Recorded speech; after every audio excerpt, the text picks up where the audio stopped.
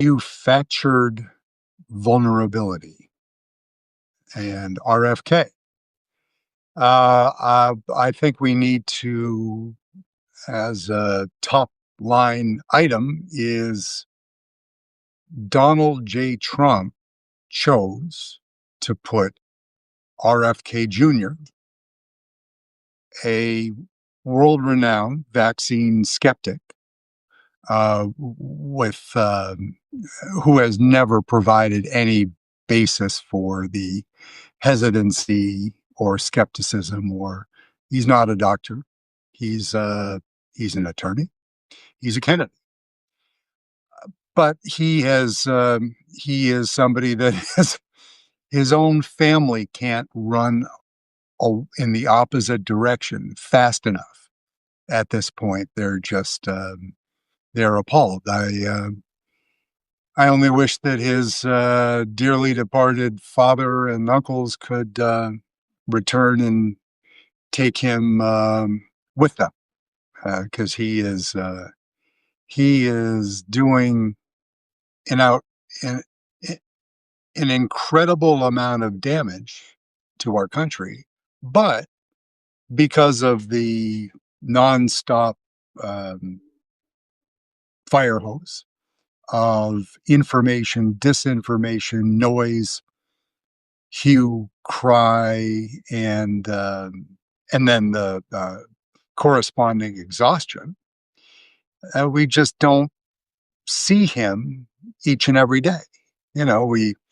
We see a boat bombed in the Caribbean, and Pistol Pete Hegseth. We see way too much of your president, DJT. But it's important. It's important as we kind of look towards 2026 that Trump has done a lot of truly horrible things in this first year. But I would argue that pointing RFK Jr. will have the greatest long-term negative effect on the greatest number of people, because DOJ, it's a mess. It'll take a generation to repair the damage that's been done. It's not an exaggeration. DOD, substantial damage, but these are the leadership are career military officers who are intelligent, principled, and most have the highest degree of integrity, and they can reset, clean house, and put the ship back together. The immense damage that RFK Jr. has done is on a couple of different levels. One is just an extension of what his career's work has been about, which is sowing doubt about a whole bunch of medical things, but vaccines are the ones that he has been famous for. And he has now a larger, a more powerful podium to speak from. And he's been, using that to good advantage. But behind the scenes, he's been shredding what has taken decades to build, which is a core competency in the National Institutes of Health, in the CDC, and other departments, that these folks, just like many other people who work in government, they forego a larger salary in the private sector in order to do good, do well, but do good at the same time. And perhaps they're civic-minded individuals. Perhaps their parents worked in the public sector, and a lot of different factors. But we have the U.S. has a rich tradition of the immense amount of research that is done in our leading universities, then those people often move forward into government service and continue to do great work there. So the Trump administration is destroying both ends of that pipeline at the university level and in the NIH and CDC. So one illustrative example, of course, is measles. This is a disease that's deadly. It is and highly preventable. It had been all but eradicated from the U.S. because we had a robust vaccination program beginning at the at the genesis of each child's life, and as everyone knows, you vaccinate using trusted vaccines that are proven safe. And what that does with a comprehensive vaccination program is it builds herd immunity. And in order for a vaccine program to operate effectively, whether it's measles, mumps, rubella, other childhood diseases, and even our more recent example of COVID, is that it is one example where socialism is desired, because you want people to buy in to doing something for the greater good, and that is one component of a vaccination program. Is I'm relying on you, my neighbor, to also be responsible. You know, I want you to make sure that your minor child is also vaccinated, because my child's health, my child who happens to have, hypothetically, greater vulnerabilities to particular illnesses. So I rely on you, neighbor, and you, school board, and local health organizations and state health organizations. I'm fortunate to live in the Commonwealth of Massachusetts, which has one of the preeminent health functions in the country, in the world, arguably, and many of the greatest research universities here too. So we are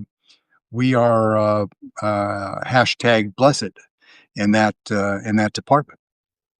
But so what JFK RFK Jr. has done by increasing vaccine hesitancy is he has broken the chain of trust, and that's his goal, to do that, because the way that his his test case that he can show to the American people to increase hesitancy and doubt with the vaccines is he needs people to die. Kind of dark, but this is a guy that drove around with a dead bear in the trunk of his car. I mean, he is not a well man. And again, he was appointed by your president, and he was confirmed by the Senate, including doctors. Deeply troubling, particularly Senator Kennedy from Louisiana, who is a doctor, and said that, well, I'm going to take him at his word that it's going to work out just fine, which is absolutely the most one of the more ludicrous statements in the last couple of years, because you can't take him at his word. No reasonable person, whether you voted for Trump once or twice or maybe more, my condolences. You can't trust him.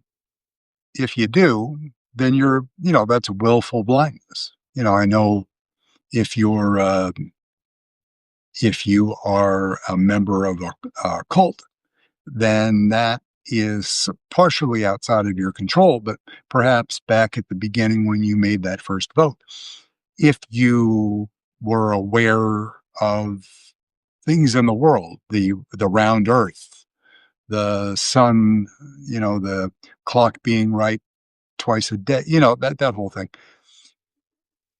Donald Trump, very entertaining until you give him power, in a way that a clown is at a circus. But you wouldn't trust him, certainly not around your daughter. But in any larger sense, you couldn't trust him in any way, shape, or form. And RFK Jr. is much the same. So on measles, yeah. So here we are in 2025 when RFK in his glory, they have MAGA has blown up the vaccine hesitancy and the cynicism around the vaccine programs, and we get 3 deaths. Can you lay 3 deaths at the door of Donald J. Trump? I would say yes, but there are, reasonable minds could differ and say, oh, well, it's episodic. There are other contributing factors. Maybe there were comorbidities or other factors. All right. Cicero, you have a point there. But how about this? Here's another point. 3 deaths this year, 2025. The last time there was a death from measles in the United States was in 10 years ago in 2015 with a gentleman, not a child, a 35-year-old man with other complex comorbidities. Okay. So you could say that reasonable fellow or gal listening here, you could say that is you can put a line through that, and then you have to go back another quarter of a century for another measles death. Okay, and these things are you can't repair this damage overnight because, of course, vaccine hesitancy leads to availability challenges and other administrative factors, and the herd mentality, the social welfare part of this program is that you're doing it to protect your child and mine, and with the trust that has been under assault by the Trump administration forever and on steroids this year. We need to get buy-in on those childhood vaccines. And each and every week, RFK Jr. is trying to suggest that another vaccine be given later when in newborns because of some fiction that he is, he he's like phone a friend with Regis Philbin, right? He can find loonies, some that have MDs, not just doctorates, and say, yeah, well, I mean, I've seen RFK's position paper on this, and while there's still some work to be done, I can see where he's coming from, so it deserves further study. And then what you've done with that is you've allowed doubt to creep in based on no science, no medical research, no anything. And then there's a cascading effect, and lots of people get harmed. Um, and I'll just layer one more level on top of that. Let's just look at global pandemics. Now, there's still some Wuhan conspiracy theory folks out there about the last coronavirus.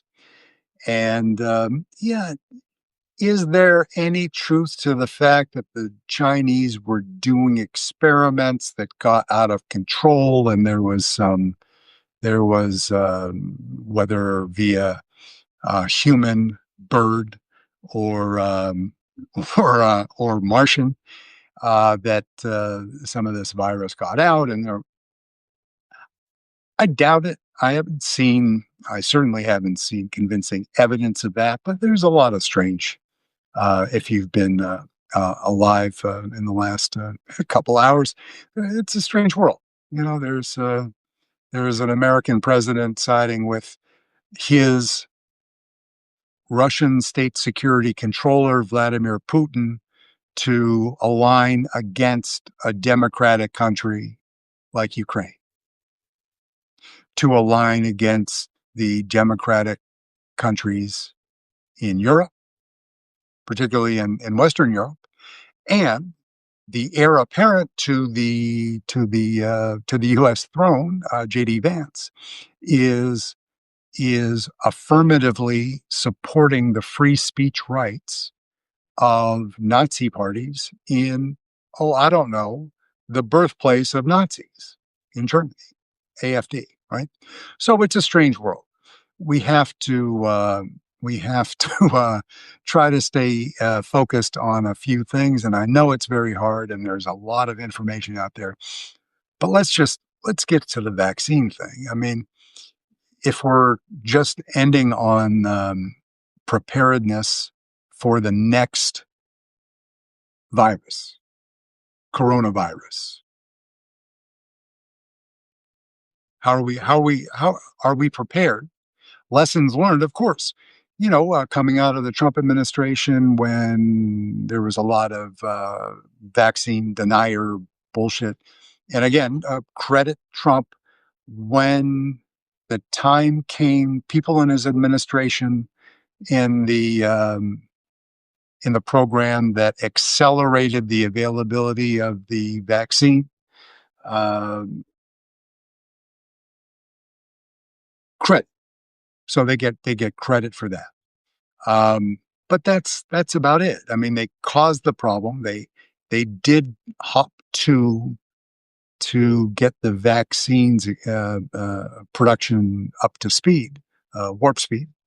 Um, but they caused it in the first place.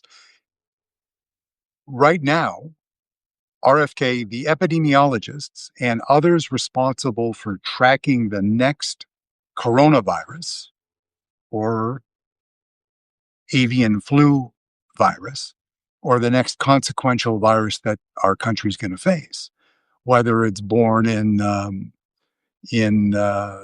China, uh, Timbuktu, or Oklahoma City. They have slashed. Not only have they slashed over 40% from the budgets of the CDC and the National Institutes of Health, but the cuts have been so highly concentrated on those highly skilled individuals like epidemiologists, the ones that are the people that think deeply about such exciting topics, but the people that we rely on more than the other uh, functionaries. No disrespect, but the cuts have really harmed our preparedness on a whole bunch of things, including measles. But across the country, if you so doubt, then cut the legs out of the university research, meaning that the new drugs, the new treatments, the new research, all of those building blocks, which take a decade. You know, you're essentially kneecapping research, putting us 4 or 5 years behind on that, and then you cut the funding for the indigenous U.S. Medical response function of the government. We're in a world of hurt, and it was all a choice. It was all a choice. You're president, put somebody in place who any reasonable person would understand will do damage. How much? Yeah, it's hard to tell. It's just like how how public was Donald Trump going to be with his disdain for brown and black people? We didn't know that until we saw it. Now we know it. There's no secret. It continues. It's it's despicable, and we're going to fight it. Same with the CDC. We'll do whatever we can do. I mean, the short term answer, short and medium term, is to get ready for the midterms, get a fireproof majority in the House, and aim for the Senate, and be able to hold some hearings and just shut down the damage that they're doing. And then refocus again, and in only 2 more years, then you have the general. And that's what we do because we are a democratic society still, by a short margin, decreasing margin. But that's the best we can do. We don't do violence. That's just not the way that the country was set up. So let's just try to be diligent, and to fight the urge to say, "F it, let somebody else take care of it," because that is what allowed this to happen in the first place. Inattention, right?